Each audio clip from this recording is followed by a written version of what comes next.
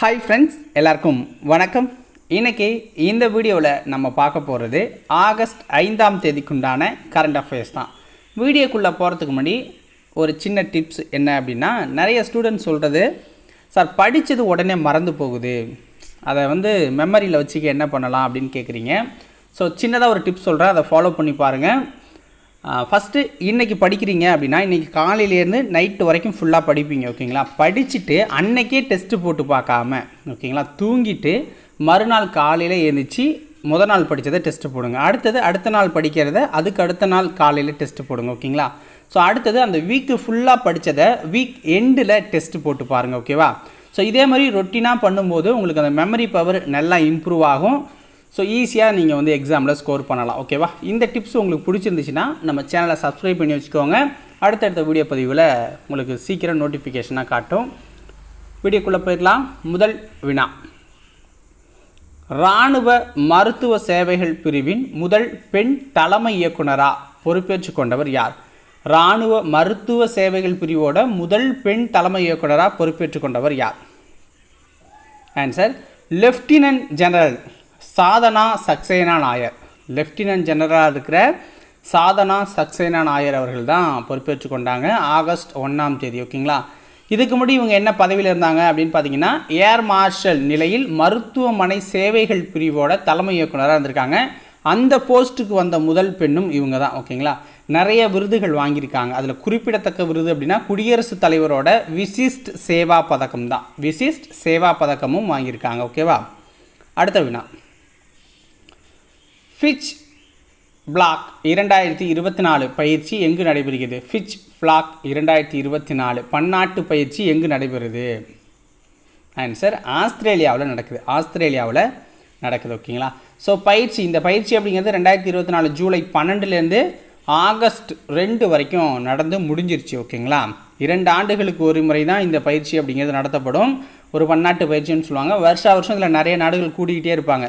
இந்த வருஷம் நடக்கிறது தான் கிட்டத்தட்ட இப்போ 43 வருஷமாக இந்த பயிற்சி அப்படிங்கிற நடந்துட்டு 2 வருஷத்துக்கு ஒரு முறை, ஓகேங்களா? அதில் எல்லாத்த விட இந்த வருஷம் நடக்கிறது தான் ரொம்ப பெரிய பயிற்சி அப்படின்னு சொல்கிறாங்க. ஏன்னா அதிக நாடுகள் கலந்துக்குது, ஓகேங்களா?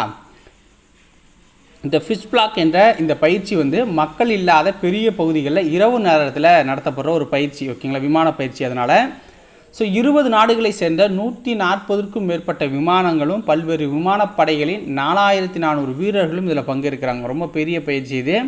இந்த பயிற்சியோட நோக்கம் என்ன அப்படின்னா, பங்கேற்கும் நாடுகளின் திறனை வலுப்படுத்துவதற்கும் இந்தோ பசிபிக் பிராந்தியத்தில் ஒருங்கிணைந்த செயல்பாடுகளை வலுப்படுத்தவும் இது உதவும் அப்படின்னு சொல்லியிருக்காங்க. அடுத்து பாருங்கள், 8வது டிஎன்பிஎல் கிரிக்கெட் போட்டியில் சாம்பியன் பட்டம் வென்ற அணி எது? டிஎன்பிஎலோட 8வது சீசனில் சாம்பியனான அணி எது? ஆன்சர், திண்டுக்கல் டிராகன்ஸ் அணி தான், ஓகேங்களா? ஸோ இதோட கேப்டன் யார்? ரவிச்சந்திரன் அஸ்வின். ஸோ இறுதிப் போட்டி சென்னையில் ஆகஸ்ட் 4ஆம் தேதி நடந்துச்சு. ஸோ ரன்னர் அப் யாருன்னா லைக்கா கோவை கிங்ஸ் அப்படிங்கிற அணி தான். டைட்டானியம் இதயத்தின் உதவியால் உயிர் வாழும் உலகின் முதல் நபர் எந்த நாட்டைச் சேர்ந்தவர்? அதாவது செயற்கை இதயம்னு வச்சுக்கோங்க. டைட்டானியம் இதயம் அப்படிங்கிற ஒரு செயற்கை இதயத்தை வச்சு உயிர் வாழ்கிற உலகின் முதல் நபர் யாருன்னா எந்த நாட்டை சேர்ந்தவர்னா அமெரிக்காவை சேர்ந்தவர், ஓகேங்களா? ஸோ இதை கிரியேட் பண்ணது யாருன்னா டா அப்படிங்கிற இந்த கம்பெனி தான், ஓகேங்களா? அப்படிங்கிற இந்த கம்பெனி தான் அதிவேக ரயிலில் பயன்படுத்தும் தொழில்நுட்பமான மேக்னெட்டிக் லீவியேஷன், ஓகேங்களா, லெவிட்டேஷன் அப்படிங்கிறத பயன்படுத்துகிறாங்க இதில். அதனால தான் நல்லா ஒர்க் ஆகுது. ஸோ இதயம் செயலிழப்பு தருவாயில் இருந்த நோயாளிக்கு இது பொருத்தப்பட்டிருக்கு, அமெரிக்காவை சேர்ந்த அந்த நோயாளிக்கு. ஸோ மாற்று இதயம் பொருத்தும் வரை 8 நாட்களுக்கு இந்த டைட்டானியம் இதயம் திறம்பட செயல்பட்டதாக சொல்லியிருக்காங்க. உறுப்பு மற்றும் திசு மாற்று அறுவை சிகிச்சைக்காக சிறந்த செயல்திறன் விருது 2023 பெற்ற மாநிலம் இது. உறுப்பு மற்றும் திசு மாற்று அறுவை சிகிச்சைக்காக சிறந்த செயல்திறன் விருது 2023 பெற்ற மாநிலம் தமிழ்நாடு.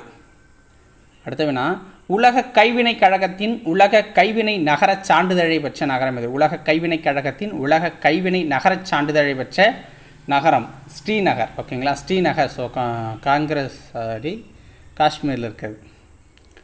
பயண மற்றும் சுற்றுலா வளர்ச்சி குறியீட்டில் இந்தியாவின் தரவரிசை என்ன? பயண மற்றும் சுற்றுலா வளர்ச்சி குறியீட்டில் இந்தியாவின் தரவரிசை என்ன அப்படின்னா 39.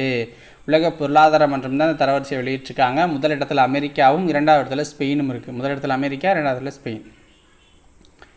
ICAR CMFRIயின் இயக்குநராக நியமிக்கப்பட்டவர் யார்?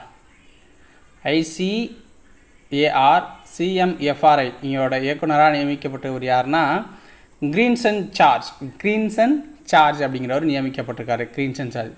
இந்த ICAR CMFRI அப்படின்னா விரிவாக்கம் என்னென்னா Indian council of agricultural research, central marine fisheries research institution அப்படிங்கிறது அதோட விளக்கம். ஓகேங்களா? ஸோ இந்த வீடியோக்கள் உங்களுக்கு பிடிச்சிருந்தா ஒரு லைக்கை போட்டு விடுங்க. சேனலை சப்ஸ்கிரைப் பண்ணாதவங்க சப்ஸ்கிரைப் பண்ணி சப்போர்ட் பண்ணுங்கள். நன்றி, வணக்கம்.